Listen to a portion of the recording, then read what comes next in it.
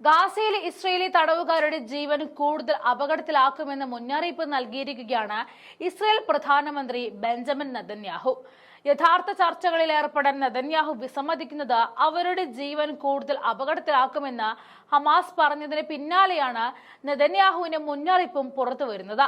ഹമാസിന്റെ കൈവശമുള്ള ബന്ദികളുടെ കാര്യത്തിൽ ഒരു തീരുമാനമാകുന്നതിന് പകരം ഗാസയ്ക്കെതിരായ വംശഹത്യയുടെ ദൈർഘ്യം വർദ്ധിപ്പിക്കുന്നതിലാണ് നെതന്യാഹുവിന്റെ ശ്രദ്ധയുള്ളത്. മാർച്ച് 26-ന് പുറത്തിറക്കിയ ഒരു പുതിയ വീഡിയോ പ്രസ്താവനയിൽ ശേഷിക്കുന്ന തടവുകാരുടെ മോചനം ഉറപ്പാക്കാൻ ലക്ഷ്യമിട്ടുകൊണ്ടുള്ള ചർച്ചകൾ അട്ടിമറിച്ചതിന് നെതന്യാഹുവിനെ പാലസ്തീൻ പ്രതിരോധ പ്രസ്ഥാനം അപലപിച്ചിരുന്നു. ഗാസ മുനമ്പിലെ ജനങ്ങൾക്കെതിരെ ക്രൂരമായ ആക്രമണം തുടരുക എന്നതാണ് അദ്ദേഹത്തിന്റെ പ്രാഥമിക ലക്ഷ്യമെന്നും അവർ പറഞ്ഞതായിട്ട് ഇറാനിയൻ മാധ്യമമായ പ്രസ് TV പുറത്തുവിട്ട ഒരു വീഡിയോയിൽ നിന്നും വ്യക്തമാണ്. നെതന്യാഹു ഒരു യുദ്ധ കുറ്റവാളിയാണ്. അയാൾ രക്തത്തിനായി ദാഹിക്കുന്നു. ഇസ്രയേലി തടവുകാരായിരിക്കും അയാളുടെ ആദ്യ ഇരകൾ എന്നായിരുന്നു വീഡിയോയിൽ അവർ പറഞ്ഞത്. വെടിനിർത്തൽ കരാർ നിലവിൽ വന്നപ്പോൾ തങ്ങളുടെ സ്ഥിതി എങ്ങനെ മെച്ചപ്പെട്ടു എന്ന് ഓർമ്മിപ്പിച്ചുകൊണ്ട് ദൃശ്യങ്ങളിൽ പ്രത്യക്ഷപ്പെട്ട ഒരു ഇസ്രയേലി തടവുകാരൻ തടവുകാരുടെ അവസ്ഥ വിവരിച്ചു.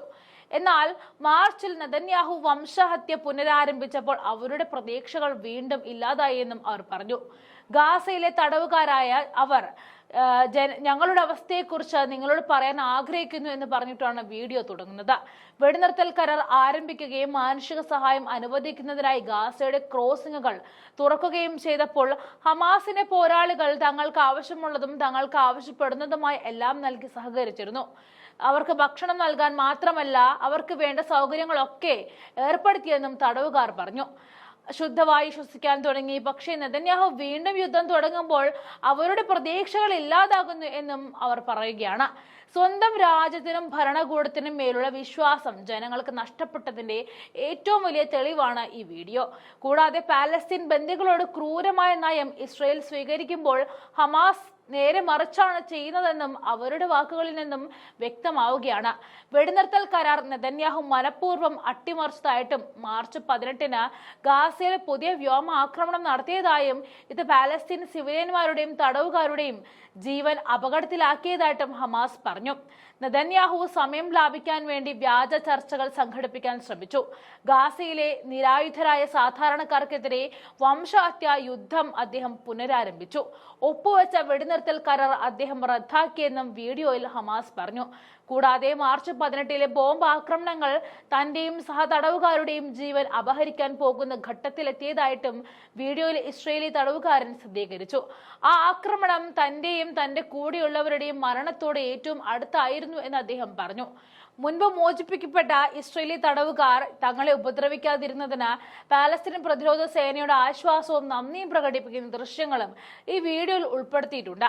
സൈനിക ആക്രമണത്തിലുള്ള നെതന്യാഹുവിന്റെ നിർബന്ധം ഒരു പരിഹാരത്തിലെത്താതിനുള്ള എല്ലാ ശ്രമങ്ങളെയും തടസ്സപ്പെടുത്തിയതിൽ ആരോപണം ഉന്നയിച്ച ഹമാസ് എന്നാൽ അർത്ഥവത്തായ ചർച്ചകളിലേക്കുള്ള തിരിച്ചുവരവ് ശേഷിക്കുന്ന തടവുകാരെ മോചിപ്പിക്കാൻ സഹായിക്കുമെന്നും വാദിച്ചു.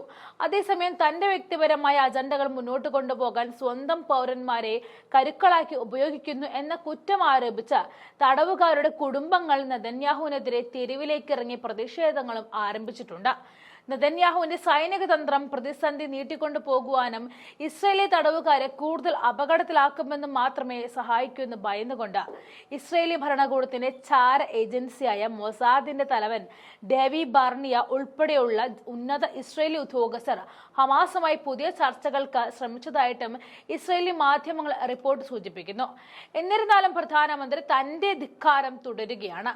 ശേഷിക്കുന്ന തടവുകാരുടെ മോചനം ഉറപ്പാക്കാനുള്ള ഏക മാർഗം യുദ്ധമാണെന്ന് അദ്ദേഹം ഉറപ്പിക്കുകയാണ്. ഗാസയിൽ ഇപ്പോഴും 58 തടവുകാരുണ്ട്. ഇതിൽ 34 പേർ മരിച്ചതായിട്ടും ഇസ്രയേൽ സൈന്യം പറയുന്നുമുണ്ട്.